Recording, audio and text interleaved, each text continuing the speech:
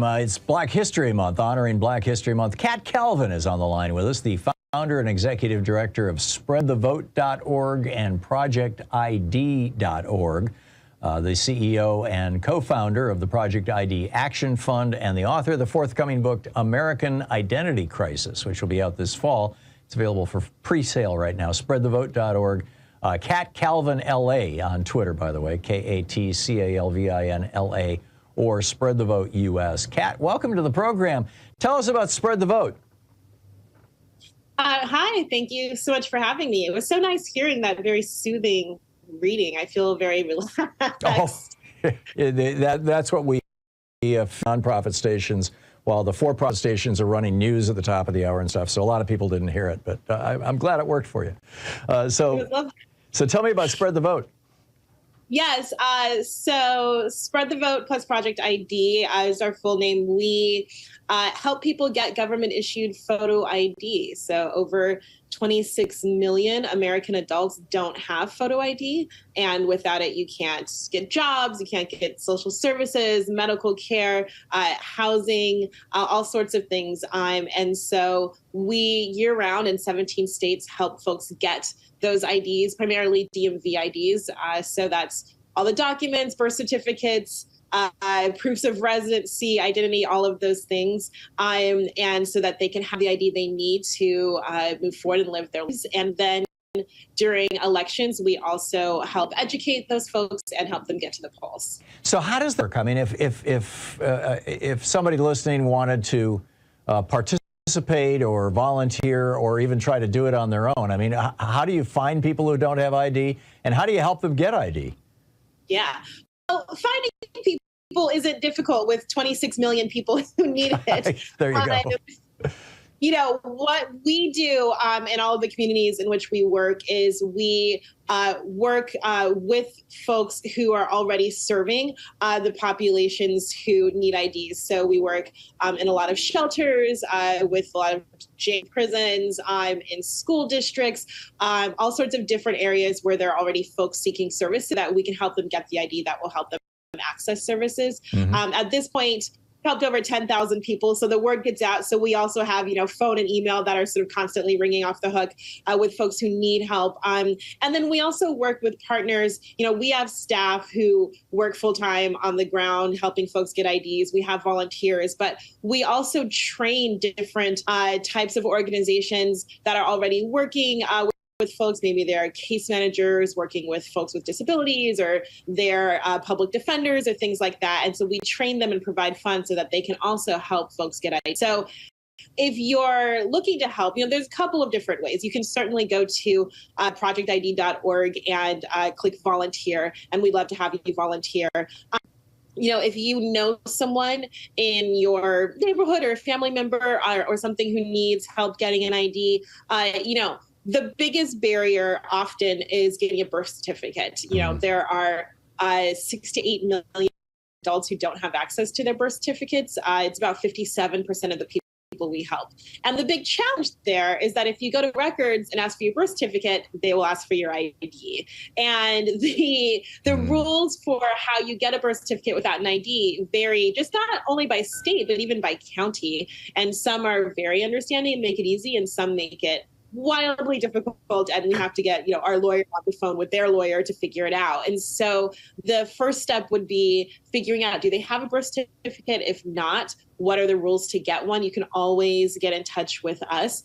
You can email IDs for projectid.org. We have folks all the time who just email and say, I just need help figuring out the rules, and we're happy to do that. And then once you do that, then you have to figure out, proof of residency, proofs of identity. Every state has different rules, which you can get see on the DMV website. There's a checklist of documents. And you have to get all those documents, and then of course go to the DMV and pay for it. And we've all been to the DMV, so we all know what an adventure that can be. Yeah, and adventure is a very nice word. You are supportive of the IDs for Inclusive Democracy Act. I was unfamiliar. I didn't even realize this legislation existed. Can you tell me about it?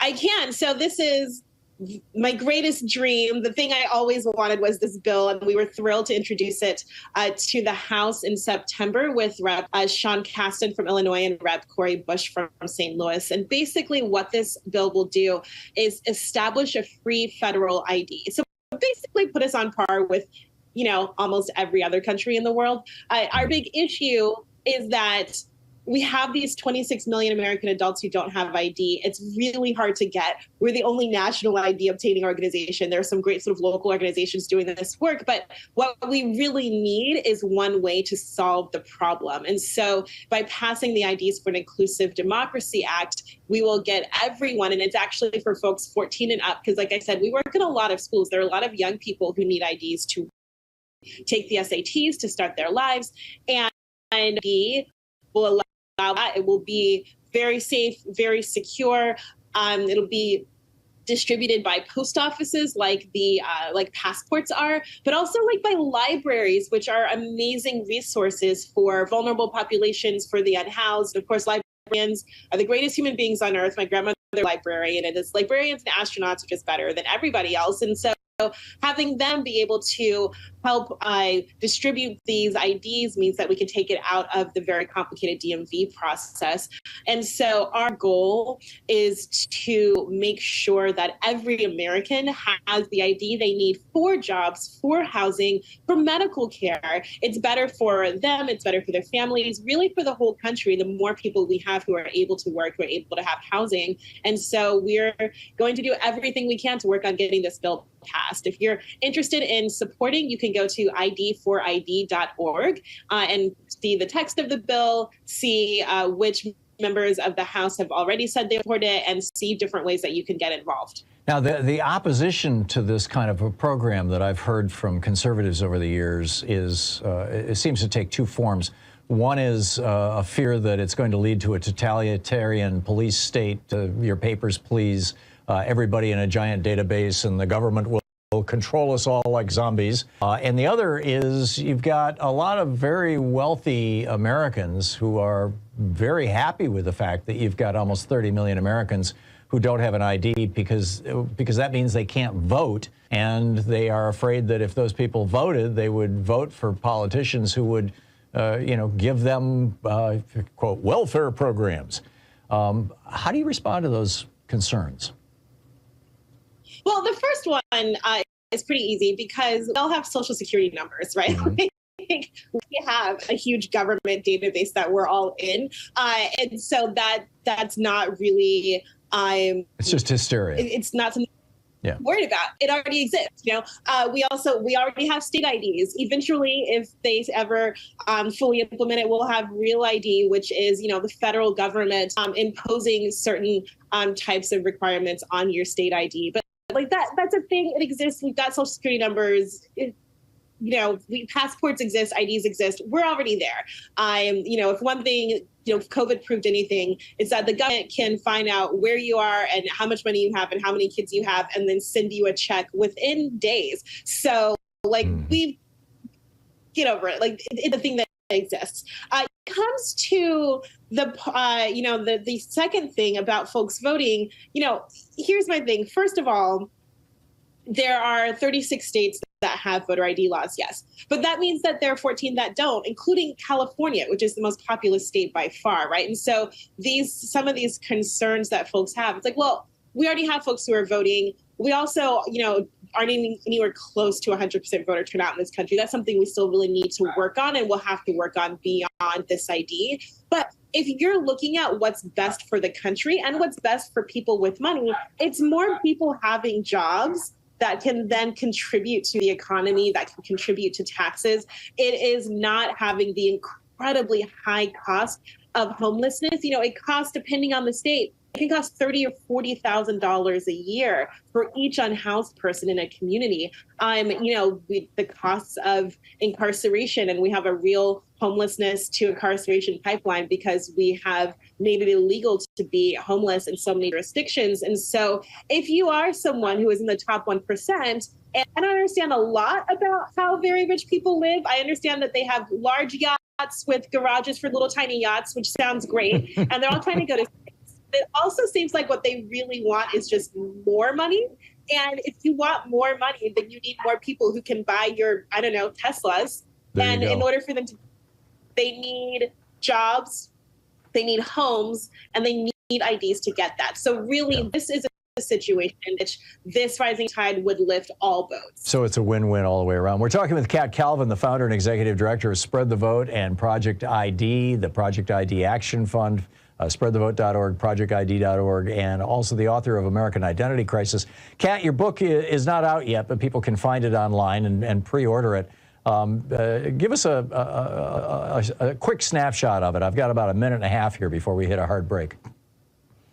It's about everything we're talking about now. It's about how you having 26 million American adults without ID, what it looks to have it, and how we can solve the problem. You can go to katcalvin.com/preorder to pre-order it, or it's available Amazon, Target, Barnes, everywhere that there are books. You can pre-order it. Please do. I think it's kind of funny. Pardon? It's a good book. Yeah, it sounds like it. Kat Calvin, by the way, KATCALVIN.com. Kat, how did we, in 40 seconds here, how did we get to a situation where 26 million people ID? 9/11, we made the rules to get IDs much more difficult, and it cut a lot of people out of the system. Oh, really? It's just that simple? It's pretty much that. Wow. And so the solution to that is what? To dial back on the stringency of those requirements? No, it's just to pass the IDs for an Inclusive Democracy Act. We can make sure that our IDs are just as secure, but also make sure that people have them. We just didn't do the second part of that when we changed all the rules. Right, and so, yeah, we have a tendency in this country to go for the quick fixes rather than the deep systemic solutions that actually are needed. Kat Calvin, the founder and executive director, spreadthevote.org, projectid.org, and upcoming author of the upcoming book, American Identity Crisis. Also, Kat Calvin, KATCALVIN.com. Kat, thanks so much for dropping by. Thank you for having me. It's been my pleasure. It's great meeting you.